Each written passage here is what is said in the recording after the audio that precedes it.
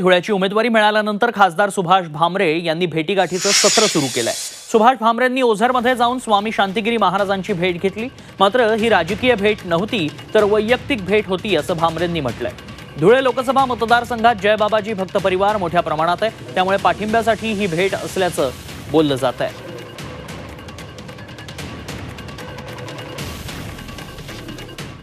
शांतिगिरीजी महाराज बाबांचं दर्शनासाठी आलेलो होतो आणि आशीर्वाद घ्यायला आलेलो होतो। ही कुठलीही राजकीय भेट नाही, ही वैयक्तिक भेट आहे। तर बाबाचं धर्मपीठाचं कामच आहे। कुणी येऊ, शत्रू येऊ का मित्र का वैर येऊ, त्यांना आशीर्वादच द्यायचं काम आहे। ज्याच्या श्रद्धेभक्तीनुसार त्याला पुढचं फळ मिळत असतं।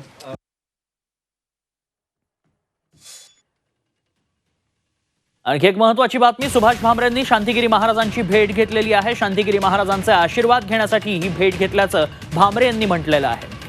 पाठिंबा मिळावा, भक्त परिवार बाबांचा मोठा आहे आणि म्हणूनच भामरेंनी ही भेट घेतल्याचं पाहायला मिळालंय।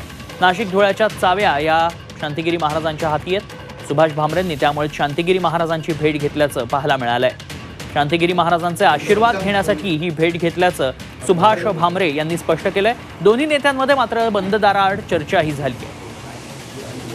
त्यामुळे नाशिक धुळ्यात जर सत्ता राखायची असेल तर शांतिगिरी महाराजांची भेट घेणं महत्त्वाचं आहे, हे लक्षात येताच भामरेंनी तातडीनं शांतिगिरी महाराजांची भेट घेतली आहे आणि त्यांचा भक्त परिवार हा मोठ्या प्रमाणात आहे आणि पाठिंब्यासाठीच ही भेट असल्याचं बोललं जात आहे।